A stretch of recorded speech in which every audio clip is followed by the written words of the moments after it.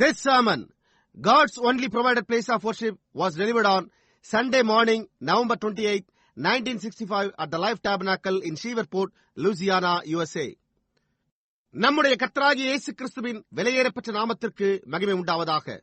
நம்முடைய அருமை சகோதரனும் இக்கடைசி கால தீர்க்கதரிசியுமான வில்லியம் மரியன் பிரென்னாம் அவர்களால் 1965 வருடம் நவம்பர் மாதம் 28 தேதி ஞாயிறு காலையில் அமெரிக்கா லூசியானா ஷீவர்போர்ட்டில் உள்ள ஜீவ கூடாரம் என்ற இடத்தில் God's only provided place of worship, தேவனால் அருளப்பட்ட ஒரே ஆராதனை ஸ்தானம் என்ற தலைப்பின் கீழ் கொடுக்கப்பட்ட செய்தியை இப்பொழுது நீங்கள் தமிழாக்கத்துடன் கேட்கப் போகின்றீர்கள்.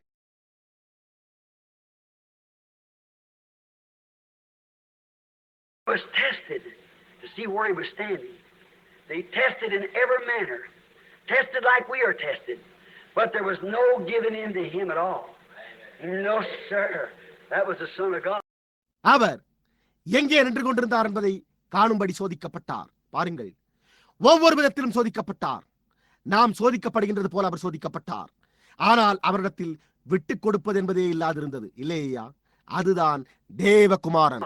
And the lamb was tested and was kept up for 14 days. That was 2 Sabbaths or 2 ages. ஆட்டுக்குட்டியானது சோதிக்கப்பட்டு 14 நாட்கள் வரை வைக்கப்பட்டிருந்தது. அது 2 ஓய்வு நாட்களாகும். இல்லை என்றால் 2 காலங்கள். Once for the Jews, which they offered the lamb in type. Once for the Gentile, who has the real lamb. And all of them was made perfect by believing this lamb would come. ஒன்று யூதர்களுக்கானதாக இருக்கிறது. அவர்கள் ஆட்டுக்குட்டியை முன்னடையாளமாக செலுத்தினர். ஒன்று புறஜாதிகளுக்கானதாக இருக்கிறது. இதுவே உண்மையான ஆட்டுக்குட்டியா இருக்கிறது. இந்த ஆட்டுக்குட்டி வரும் என்று விசுவாசித்ததன் மூலம் அவர்கள் யாவரும் பூரணராக்கப்பட்டனர். But he was tempted, examined 14 days. He was the Word. You can examine the Old Testament, say it condemns the New. You're wrong. The Old Testament only bears record of the New. ஆனால் அவர் 14 நாட்கள் சோதிக்கப்பட்டார். இல்லை, பரீட்சிக்கப்பட்டார். அவர் வார்த்தையாயிருந்தார். நீங்கள் பழைய ஏற்பாட்டை சோதித்து பார்த்து அது புதிய ஏற்பாட்டை உபயோகமற்றதென ஒதுக்கி விடுகிறது என்கிறீர்கள். நீங்கள் செய்வது தவறாயிற்றே. பழைய ஏற்பாடு மாத்திரமே புதிய ஏற்பாட்டை குறித்து சாட்சி கொடுக்கிறது. A man was going to challenge me not long ago. Said, "What's the matter with him?" Said, "Well, he even teaches out of the Old Testament." A Christian preacher, think of it. அண்மையில் ஒரு மனிதன் என்னை சவாலுக்கு அழைக்கப் போவதாக இருந்தான். அப்பொழுது அவன் அவரோடுள்ள காரியம் என்ன என்று கேட்டுவிட்டு, அவர் பழைய ஏற்பாட்டிலிருந்து கூட போதிக்கிறாரே என்றான். ஒரு கிறிஸ்தவ போதகர். அதை குறித்து சிந்தித்து பாருங்கள். Said the Old Testament's dead and gone. Oh no. Oh no. It's only a schoolmaster to show us what's wrote on the wall. That's right. மேலும் அவன் பழைய ஏற்பாடு மரித்து போய்விட்டது என்றும் கூறினான். இல்லை, இல்லை, அது பள்ளிக்கூட உபாத்தியாயர் மாத்திரமே. அது சுவற்றின் மேல் என்ன எழுதியிருக்கிறது என்பதை காட்டுகிறது. புரிகின்றதா? சரி. Now, see, 14 days it was tested. That was Christ. Now notice. Then he was killed in the evening time. Should be killed. The lamb was. Christ died in the evening time. The afternoon. இப்பொழுது பாருங்கள், அது 14 நாட்களாக பரிசோதிக்கப்பட்டது. அது கிறிஸ்துவாய் இருந்தது. இப்பொழுது கவனியுங்கள். அப்பொழுது அவர் சாயங்கால நேரத்தில் அடிக்கப்பட்டார். ஆட்டுக்குட்டி சாயங்கால நேரத்திலே கொல்லப்பட வேண்டும். கிறிஸ்து பிற்பகல் வேளையாகிய சாயங்கால நேரத்தில் மரித்தார்.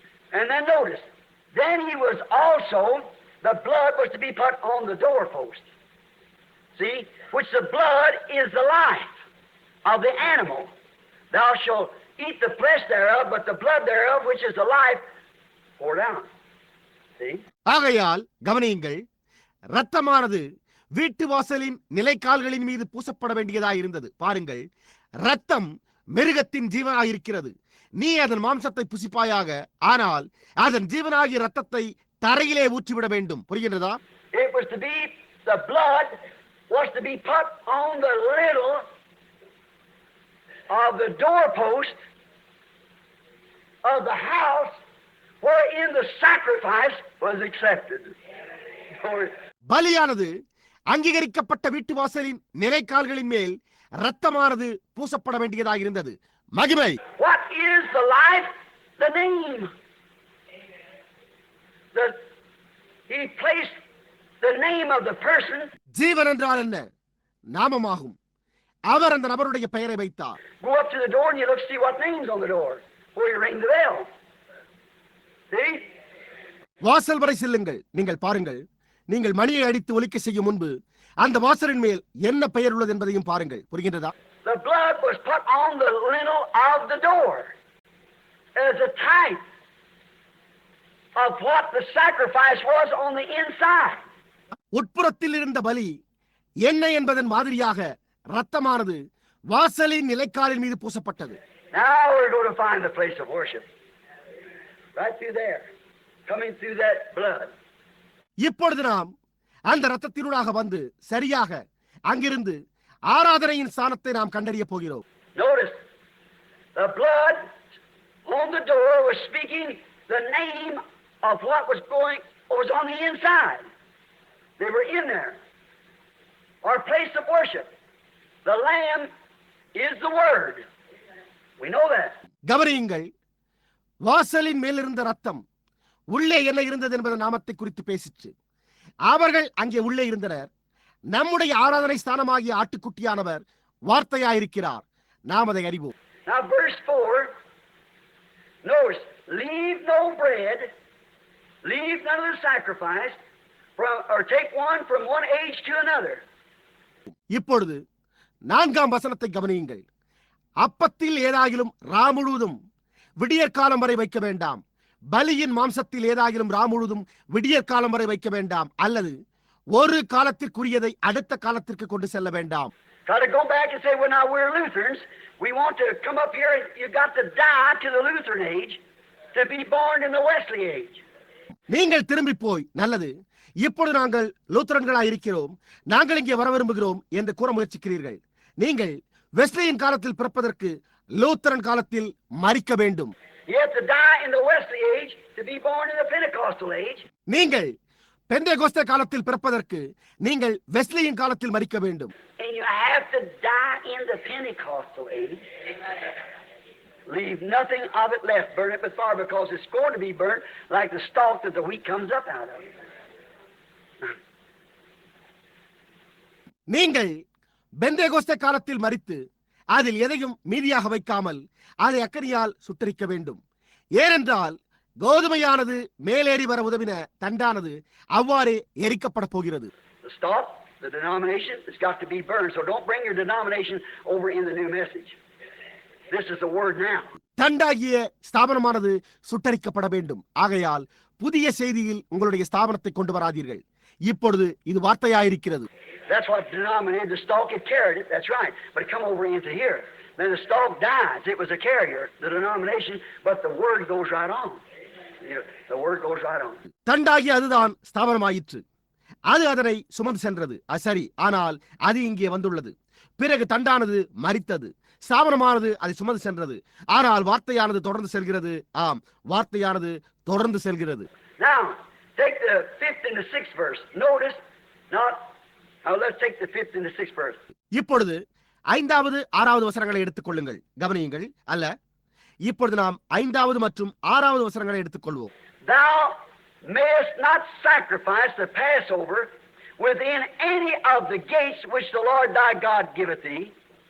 உன் தேவனாகிய கர்த்தர் உனக்கு கொடுக்கும் உன்னுடைய வாசல்களில் எதிலும் நீ பஸ்காவை அடிக்க வேண்டாம். Now remember, not in any of these gates. The Lord permits you to have these denominations. These gates. இந்த வாசல்கள் எதிலும் அல்ல என்பதை இப்போது நினைவில் கொள்ளுங்கள். நீங்கள் இந்த ஸ்தாபனங்களை வைத்துக் கொள்ள கர்த்தர் அனுமதிக்கிறார். பாருங்கள், இந்த வாசல்கள்.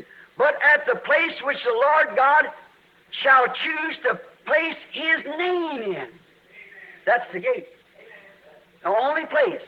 Not in any of these gates, but God has a gate. உன் தேவனாகிய கர்த்தர் தமது நாமம் விளங்கும்படி தெரிந்து கொள்ளும் ஸ்தானத்திலே அதுதான் வாசல். ஒரே ஸ்தானம். அநேக இந்த வாசல்கள் என்றல்ல, ஆனால் தேவன் ஒரு வாசலை உடையவராயிருக்கிறார். You say, every morning I enter the Methodist gate. That's the church. Every morning I go into the Catholic gate. நீங்களோ ஒவ்வொரு நாள் காலையிலும் நான் மெத்தோடிஸ்ட் வாசலில் நுழைகிறேன் என்று கூறுகின்றீர்கள். அதுதான் சபை. ஒவ்வொரு நாள் காலையிலும் நான் கத்தோலிக்க வாசலுக்குள் செல்கிறேன். Well, the Lord let his people go in and out them gates. God's got people in the Catholic Church, Methodist Church, Presbyterian Church, all of them, Pentecostals, sure. கர்த்தர் தம்முடைய ஜனங்களை அந்த வாசல்களுக்கு உள்ளும் புறமும் செல்ல அனுமதிக்கிறார். தேவன் கத்தோலிக்க சபையிலும் மெத்தோடிஸ்ட் சபையிலும் பிரெஸ்பிட்டேரியன் சபையிலும் அவைகள் எல்லாவற்றிலும் பெந்தேகோஸ்தேக்களிலும் ஜனங்களை உடையவராயிருக்கிறார். நிச்சயமாக. But you don't worship the Lord in that gate. See? But the Lord has a certain gate. Glory. He has a gate. ஆனால் நீங்கள் அந்த வாசலில் கர்த்தரை ஆராதிக்கிறதில்லை. புரிகின்றதா? ஆனால் கர்த்தரோ ஒரு குறிப்பிட்ட வாசலை உடையவராக இருக்கிறார். மகிமை, அவர் ஒரு வாசலை உடையவராக இருக்கிறார். But at the place which the Lord thy God choose to place his name in, there shall thou sacrifice the Passover at evening.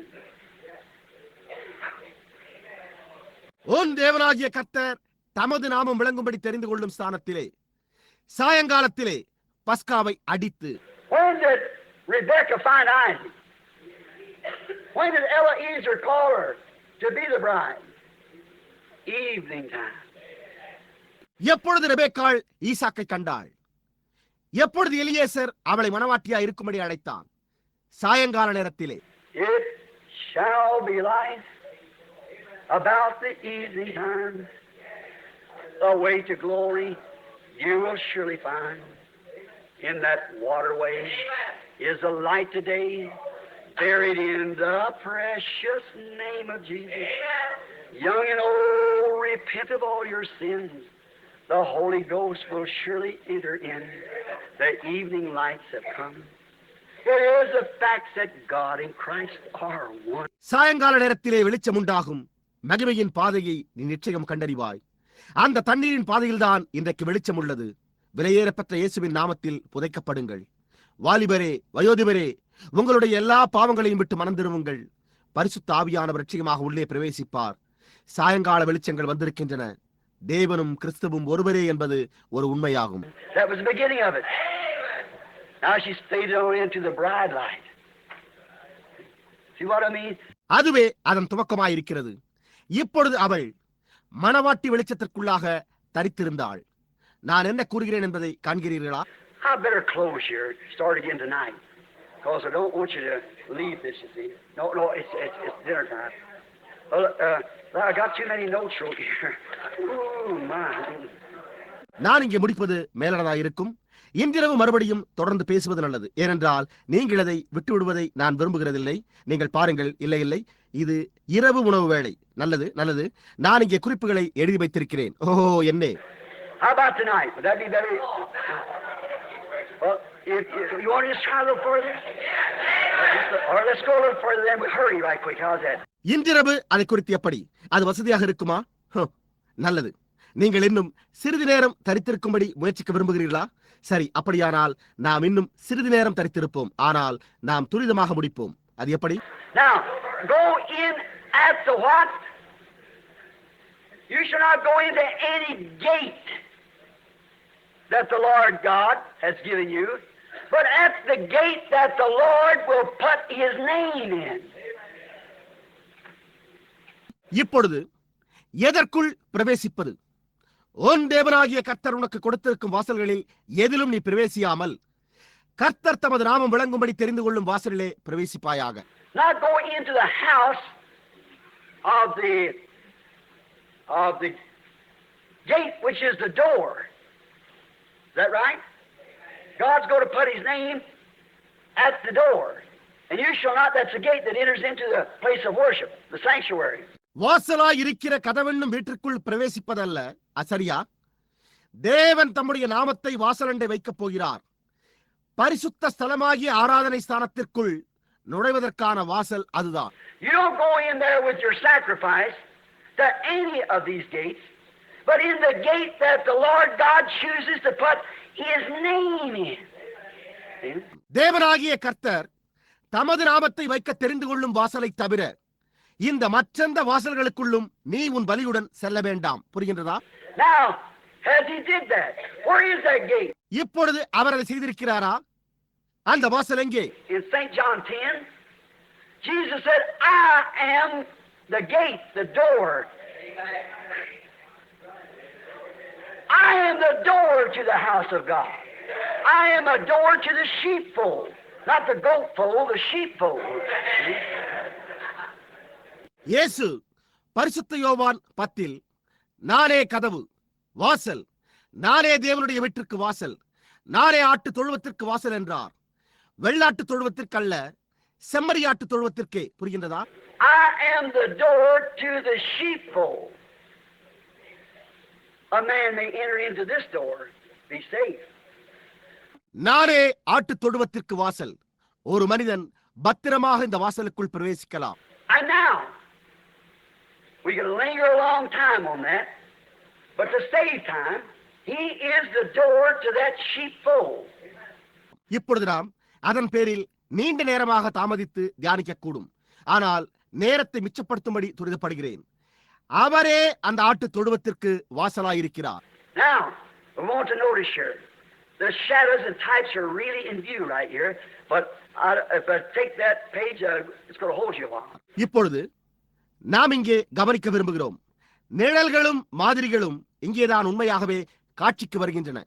ஆனால் நான் அந்த பக்கத்தை எடுப்பேனேயானால் அது உங்களை சற்று நேரம் பிடித்து வைத்துக் கொள்ளப் போகிறது.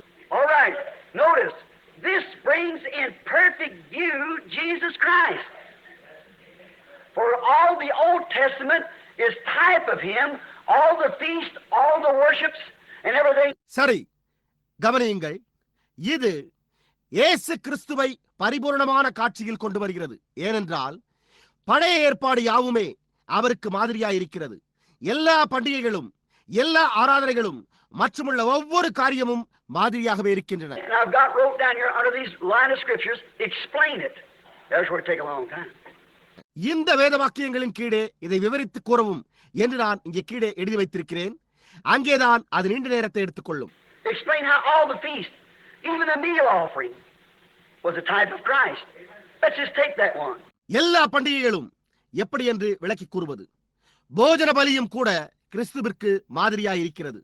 நாம் அந்த ஒன்றை எடுத்துக்கொள்வோமாக. One time there was a school called the School of the Ministers, or a School of Prophets.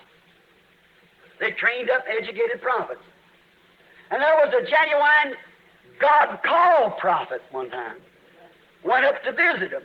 ஒரு சமயம் ஊழியக்காரர்களின் பள்ளி என்று அழைக்கப்பட்ட ஒரு பள்ளி அல்லது தீர்க்கதரிசிகளின் பள்ளி என்று அழைக்கப்பட்ட ஒரு பள்ளி இருந்தது. அங்கே ஒரு உண்மையான தேவனால் அழைக்கப்பட்ட ஒரு தீர்க்கதரிசி ஒரு சமயம் அவர்களை சந்திக்க சென்றான். Well, they wanted to show the old prophet a little courtesy, so one of them went out and picked a big bunch of what he thought to be peas, but they were poison gourds, and he was going to feed them all on that. அவர்கள் அந்த வயோதிக தீர்க்கதரிசிக்கு ஒரு சிறிய அன்பான உபசரணையை காண்பிக்கப் போவதாக இருந்தனர். எனவே அவர்களில் ஒருவன் வெளியே சென்று கொடி நிறைய காய்களை அவை பட்டாணியை நினைத்துக் கொண்டு அறுத்து வந்தான். ஆனால் அவைகளோ விஷ காய்களாயிருந்தன. அவன் அவைகளை கொண்டு அவர்கள் எல்லோரையும் போஷிக்கப் போவதாக இருந்தான். Oh, how many seminary lapfuls have we had? They're cooking up something. ஓ, வேதாகம கல்லூரிகளில் இருந்து எத்தனை பேர் மடி நிறைய கொண்டு வந்து கொடுத்ததை நாம் புசித்திருக்கிறோம். புரிகின்றதா? சரி, அவர்கள் ஏதோ ஒன்றை சமைத்துக் கொண்டிருக்கிறார்கள். புரிகின்றதா? Got Methodist lapfuls, Baptist lapfuls, Pentecostal lapfuls. But you see, they are the second growth, the kind that can be pruned off the tree. அவர்கள் மெத்தோடிஸ்ட் மடி நிறைய, பாப்டிஸ்ட் மடி நிறைய, பெந்தேகோஸ்தே மடி நிறைய வைத்திருந்தனர். ஆனால் நீங்கள் பாருங்கள், அவைகள் மரத்திலிருந்து கிளை நறுக்கப்படக்கூடிய இரண்டாவது வளர்ச்சியாகும். Not in the main vine, bearing lemons, grapefruits, and so forth, not oranges, but professing to be citrus. பாருங்கள், அது மூல செடியின் கொடி அல்ல. அது எலுமிச்ச பழங்களையும் சிறந்த புளிசுவை பழங்கள் போன்றவற்றை கொண்டு வருகிறது என்று ஆரஞ்சு பழங்களை அல்ல, ஆனால் கிச்சிலி பழமாய் இருக்க வேண்டும் என்று உரிமை கொண்டாடுகிறது. Notice again. Now in this,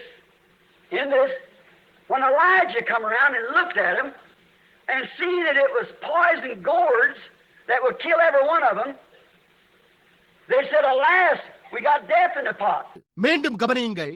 இப்பொழுது இதில் எலியா அங்கு வந்து அவைகளை பார்த்து அவர்கள் ஒவ்வொருவரையும் கொன்றுவிடக்கூடிய விஷக்காய்கள் அவை என்று கண்டபோது அவர்கள், ஐயோ, நாங்கள் பானையில் மரணத்தையே பெற்றுக்கொண்டோம் என்று சத்தமிட்டனர். He said, "Bring me a handful of meal." And he threw meal into it, He said, now it's all right. Eat what you want. It changed death to life. அப்பொழுது அவர் ஒரு கை நிறைய மாவினிடம் கொண்டு வாருங்கள் என்றார். அவர் அதை அந்த பானைக்குள் போட்டு, இப்பொழுது அது சரியாயிருக்கிறது, நீங்கள் விரும்புகிறதை சாப்பிடுங்கள் என்றார். அது மரணத்தை ஜீவனாக மாற்றினது. And the meal offering that was given to Christ, he was the meal offering. And the meal offering must be ground with a certain burr that made every little chunk of meal the same. Shows that he's the same yesterday, today and forever. கொடுக்கப்பட்டிருந்த போஜன பலி கிறிஸ்துவே. அவரே போஜன பலியாயிருந்தார். போஜன பலியானது மாவிலுள்ள ஒவ்வொரு சிறு கட்டியையும் ஒரே அளவாக இருக்கத்தக்கதாக அரைக்க வேண்டும். அது அவர் நேற்றும் இன்றும் என்றும் மாறாதவராய் இருக்கிறார் என்பதை காண்பிக்கிறது.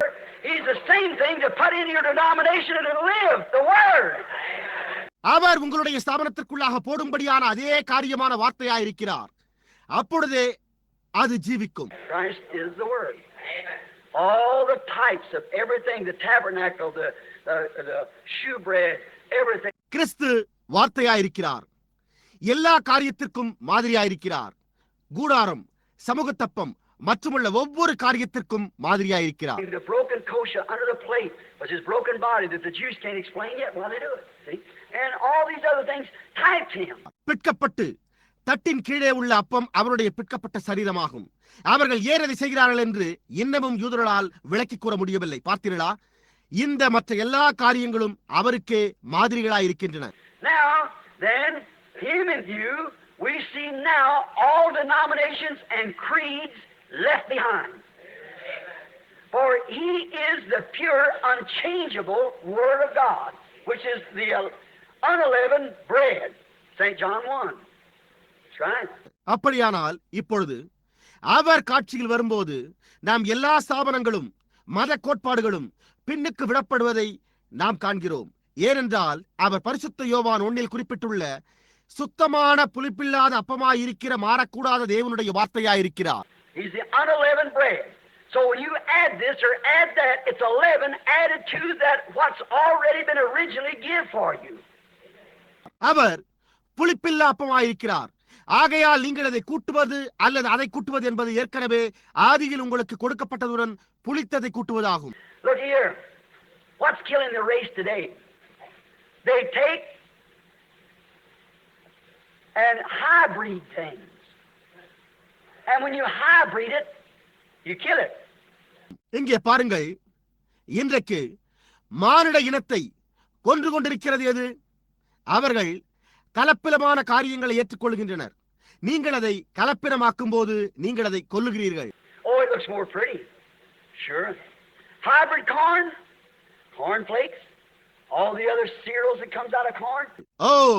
அதுவோ மிகவும் அழகாக காணப்படுகிறது. நிச்சயமாகவே கலப்பின தானியம், உணவு தானியத்திலிருந்து தயாரிக்கப்படும் மற்ற எல்லா தானிய சம்பந்தப்பட்ட உணவுப் பொருட்கள். Hybrid corn, great big nice long stalks, and great big ears, look like twice as good as the other, but it's death. Science even found that out. See? Don't cross it. It'll kill you. கலப்பு தானியம் மிகப்பெரிய நல்ல நீளமான தண்டுகள், மிகப்பெரிய கதிர்களுடன் மற்ற எல்லாதை காட்டிலும் 2 மடங்கு நேர்த்தியானதாக காணப்படுகிறது. ஆனால் அது மரணமாயிருக்கிறது. விஞ்ஞானமும் கூட அதை கண்டுபிடித்துள்ளது. பார்த்தீர்களா? அதை கலப்படம் செய்யாதீர்கள், அது உங்களை கொல்லும். Now, let me show you. The other day I was watering some flowers in my yard. And the lady had some hybrid flowers that was in a little pot here, a little planter at the side of the house. We have to water them things at least 3 times a week, or 4, or they'll die. இப்பொழுது இங்கே நான் உங்களுக்கு காண்பிக்கட்டும். நான் அன்று ஒரு நாள் என்னுடைய முற்றத்தில் உள்ள சில பூச்செடிகளுக்கு தண்ணீர் ஊற்றிக் கொண்டிருந்தேன். வீட்டிற்கு பக்கத்தில் ஒரு பெண்மணி செடி வளர்ப்பவர் சில கலப்பு பூச்செடிகளை சிறு தொட்டியில் இங்கு வைத்திருந்தார். நாம் அவற்றிற்கு ஒரு வாரத்தில் 3 அல்லது 4 முறையாவது தண்ணீர் பாய்ச்ச வேண்டும், இல்லை என்றால் அவைகள் மரித்து போகும். And there stood the original plant out in the yard. It hasn't rained there for 6 months. Just as dry. If it rains in 10 minutes, you can blow dust.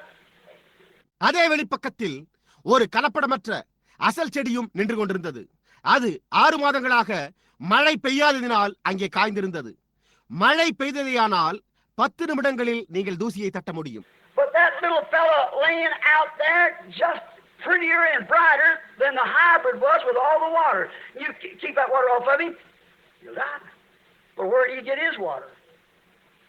ஆனால் கலப்படமில்லாத அந்த மூலச்செடியோ அங்கே தண்ணீரை தாராளமாய் குடித்த அந்த கலப்பு செடியை காட்டிலும் அழகாகவும் பிரகாசமாகவும் விளங்கினது. அதனிடமிருந்து தண்ணீரை விலக்குவில்லையானால் அது மரித்துவிடும். ஆனால் அது தனக்கு தேவையான தண்ணீரை எங்கிருந்து பெற்றுக் கொள்கிறது?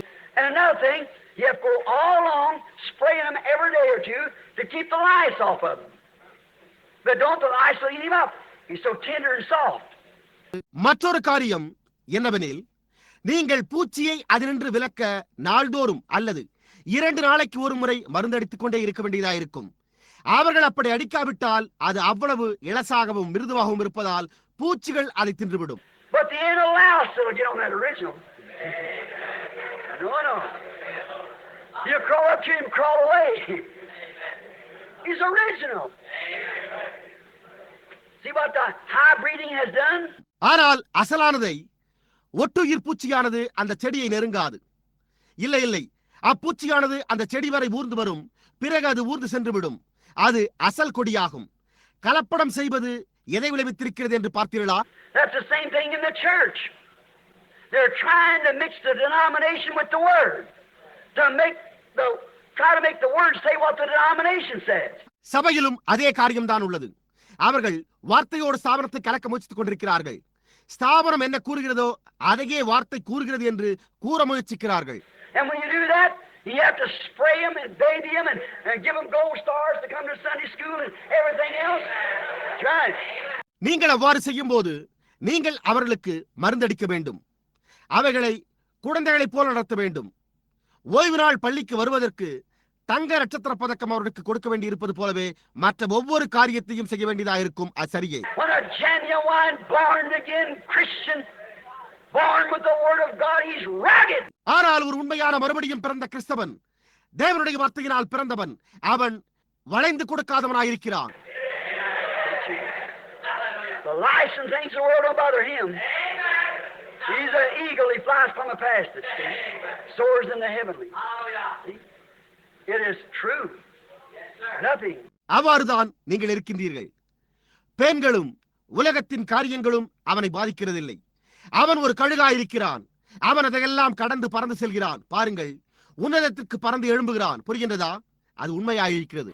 Notice, now we must understand that here the denomination creeds that anything that's added of the unleavened bread cannot mix with the unleavened bread.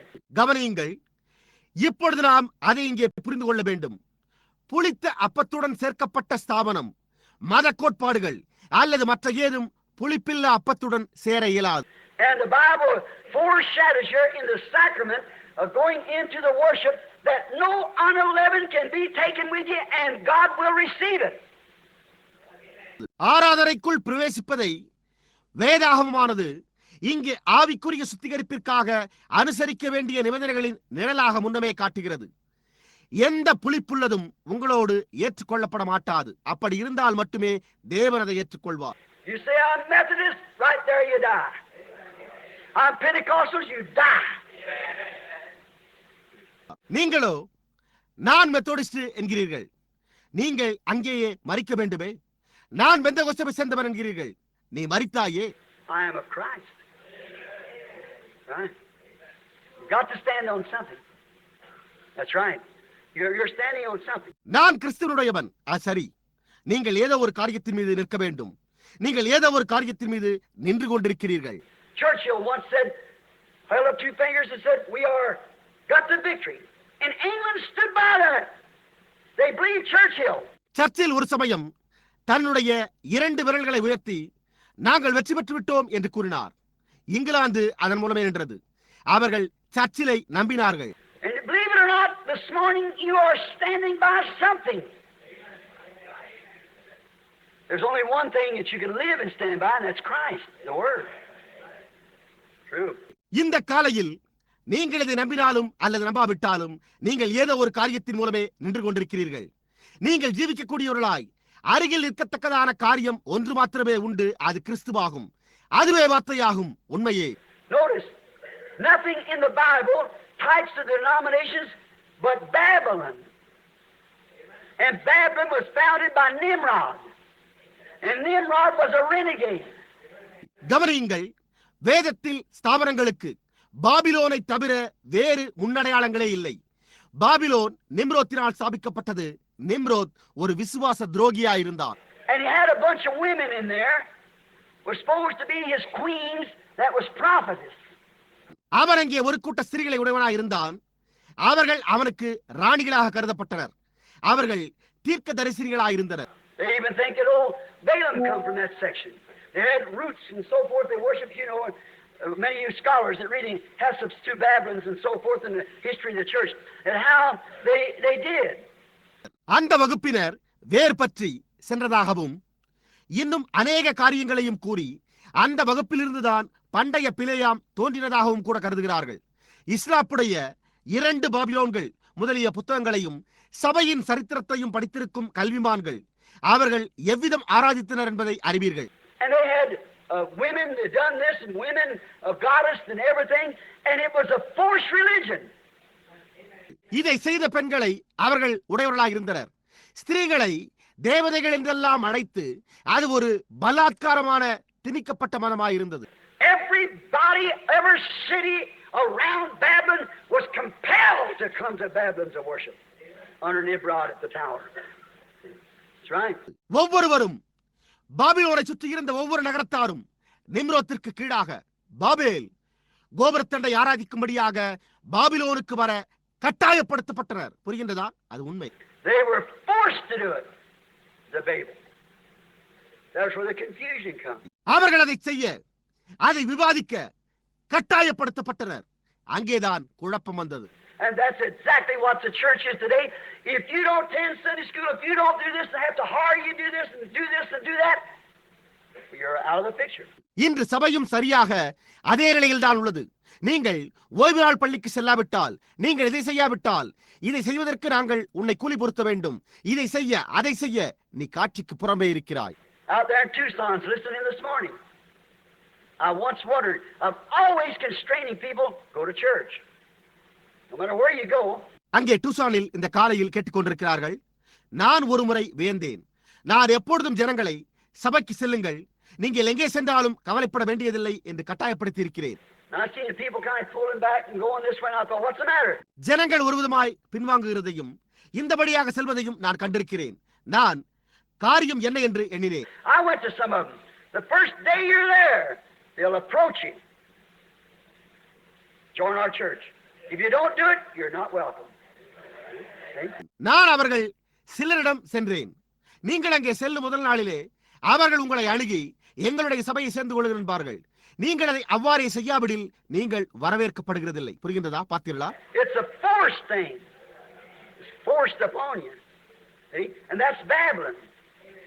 But in Christ, you come in by election, not by force. Your heart pulls you in. அது ஒரு பலவந்தம் பண்ணப்பட்ட காரியமா இருக்கிறது. அது உங்கள் மீது பலவந்தம் பண்ணப்படுகிறது. பாருங்கள், அதுதான் பாபிலோன். ஆனால் கிறிஸ்துவுக்குள் நீங்கள் தெரிந்து கொள்ளுதலின்படி வருகின்றீர்கள். கட்டாயத்தினால் அல்ல, உங்களுடைய இருதயமோ உள்ளே இழுக்கிறது. God did not put his name then in Babylon. Closely now. He cannot put his name in Babylon. The churches. Oh, they put his name in there. But he never. தேவன் தம்முடைய நாமத்தை அப்பொழுது பாபிலோனில் வைக்கவில்லை. இப்பொழுது கூர்ந்து கவனியுங்கள். அவர் தம்முடைய நாமத்தை பாபிலோனில் சபைகளில் வைக்க முடியாது. அவர்கள் அவருடைய நாமத்தை அங்கே வைக்கிறார்கள். ஆனால் அவர் ஒருபோதும் அங்கே வைக்கவில்லை. இல்லையே. You say, "Now, Brother Branham, wait, you asked me to stay a little longer." Now notice, they put his name in there, but he didn't. நீங்கள் நல்லது, இப்பொழுது சகோதரன் பிரணாமே என்கிறீர்கள். பொறுங்கள். அப்படியே ஒரு நிமிடம் பொறுங்கள். என்னை இன்னும் சிறிது நேரம் எடுத்துக் கொள்ளும்படி நீங்கள் கேட்டுக்கொண்டீர்கள். சரி, இப்பொழுது கவனியுங்கள். அவர்கள் அவருடைய நாமத்தை அங்கே வைக்கிறார்கள், ஆனால் அவர் வைக்கவில்லை. Now he said the place that I'm going to meet you and receive your sacrifice is where I choose to put my name. இப்பொழுது அவர், நான் உங்களை சந்தித்து உங்களுடைய பலியை ஏற்றுக்கொள்ளப் போகிற ஸ்தானம் நான் என் நாமம் விளங்கும்படி தெரிந்து கொண்ட ஸ்தானமே ஆகும். You come into this gate, this door, where I choose to put my name. There's where you come. நீங்கள் இந்த வாசலிலே வருகின்றீர்கள். இந்த வாசலிலே நானும் நாமும் விளங்கும்படி தெரிந்து கொண்டேன். அங்கேதான் நீங்கள் வருகின்றீர்கள் என்றார்.